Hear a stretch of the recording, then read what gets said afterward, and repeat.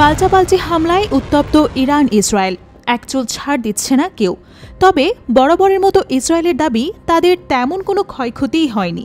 গত 6 দিনে ইরান ছোড়া প্রায় 90% ক্ষেপণাস্ত্রই নাকি প্রতিহত করেছে তারা। তবে বাস্তব চিত্র একেবারেই ভিন্ন। ক্রমেই দুর্বল হয়ে পড়েছে ইসরায়েলের আকাশ প্রতিরক্ষা ব্যবস্থা।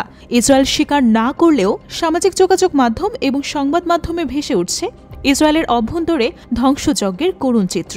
বিশেষজ্ঞদের মতে বিশ্বের শ্রেষ্ঠ আকাশ প্রতিরক্ষা ব্যবস্থা হিসেবে খ্যাত আয়রন ডোম এখন কার্যত ভেঙে পড়ার দ্বারপ্রান্তে।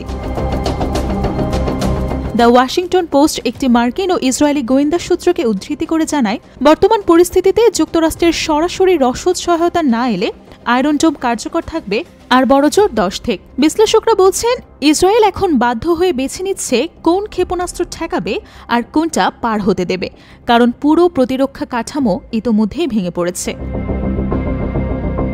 ইসরায়েলের সংবাদ মাধ্যমের তথ্য অনুযায়ী প্রতি রাতে আয়রন ডোম চালু রাখতে ব্যয় হচ্ছে প্রায় $285 মিলিয়ন। দেশটির ক্ষেপণাস্ত্র বিশেষজ্ঞ টাল ইনবার বলেন, ইরানের হাইপারসোনিক ব্যালিস্টিক ক্ষেপণাস্ত্রের বিরুদ্ধে আয়রন ডোম কার্যত অকার্যকর। এই পরিস্থিতিতে প্রতিরক্ষা ব্যবস্থার কার্যকারিতা অনেকটাই প্রশ্নের মুখে। তিনি আরও বলেন, 2014 সালে হামাসের সঙ্গে যুদ্ধে ইসরায়েল যখন গোলাবারুদের ঘাটতির মুখে পড়ে তখনই যুদ্ধবিরতিতে যেতে বাধ্য হয়েছিল। এবারও সেই পরিস্থিতির পুনরাবৃত্তি ঘটতে পারে বলে আশঙ্কা করছেন বিশ্লেষকরা। গত শুক্রবার একটি ইরানি ক্ষেপণাস্ত্র ইসরায়েলের সেন্ট্রাল কমান্ডের কাছে আঘাত হানে।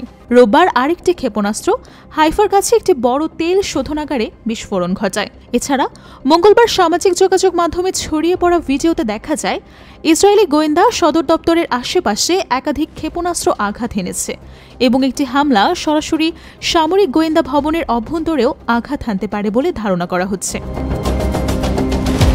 তবে এসব তথ্য ইসরায়েলি সংবাদ মাধ্যমে প্রকাশ পাচ্ছে না, কারণ দেশটিতে সেন্সর আইন বলবৎ রয়েছে, যার ফলে যে কোনো নিরাপত্তাজনিত তথ্য প্রকাশের আগে সেন্সরের পারমিশন নিতে হবে। প্লাস 972 ম্যাগাজিন জানিয়েছে, 2024 সালে এখন পর্যন্ত ইসরায়েল সেন্সর বিভাগ 1635টি রিপোর্ট সম্পূর্ণভাবে নিষিদ্ধ করেছে এবং আরও 6265টি প্রতিবেদনে সংশোধন বা সেন্সরের হস্তক্ষেপ ঘটেছে। গড়ে প্রতিদিন অন্তত 21টি রিপোর্টে সেন্সরশিপ কার্যকর হয়েছে। এই গোপনীয়তার জাল ফাঁস করতে মাঠে নেমেছে হ্যাকাররা। সাইবার গোয়েন্দা সংস্থা হ্যাকম্যানক জানিয়েছে, চলমান সংঘাতে ইসরায়েল এখন বিশ্বের সবচেয়ে বেশি সাইবার হামলার শিকার হওয়া দেশগুলোর মধ্যে শীর্ষে রয়েছে। একই সঙ্গে ইরানও পাল্টা সাইবার যুদ্ধে অংশ নিচ্ছে।